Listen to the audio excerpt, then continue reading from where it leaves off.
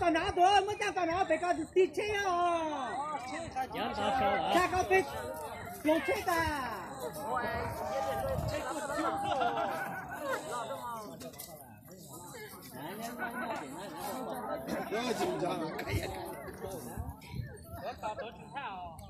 nó có chứ có lo cho mà lấy cho luôn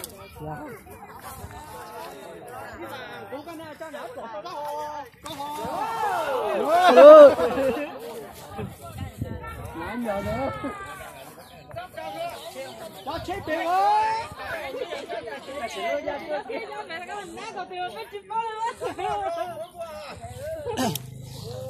Vậy là con ta hết đồ lùi sát rồi.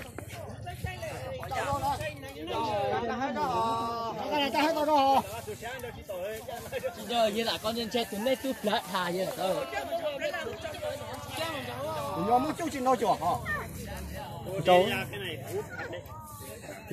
thì nhóm mới chú sai thế. Giờ nhiều non trên trên mong tụi. Vậy là có phải đi chung giờ này. Sao mình chơi lấy? Cái này ta từ sáng chỉ từ sáng lúa ta. Chắc là ta hết đó, thế đấy.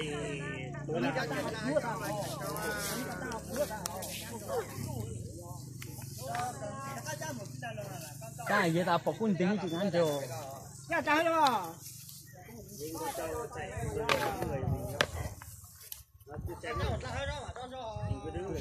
Rồi cha nó thiếu chắc là hết rồi.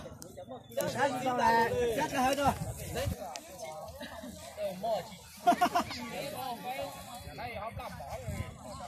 Nó thử chết tao lấy mồ.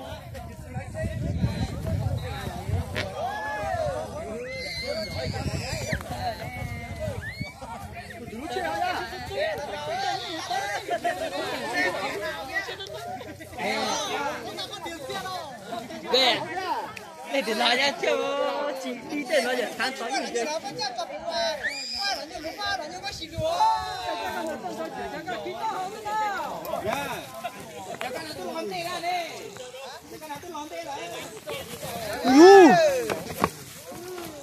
Lên chết là con đó. Tiền đó, tiền đó.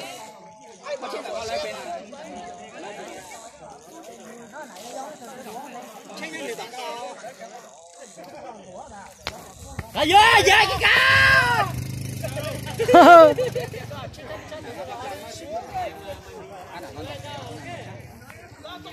Giờ mong là cái gì can rồi.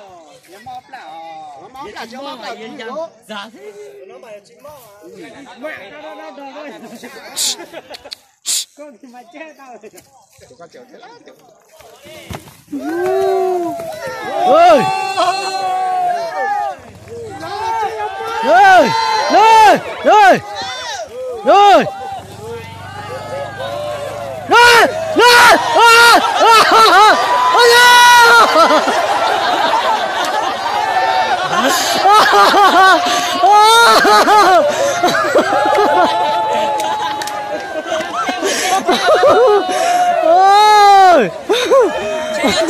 Chill.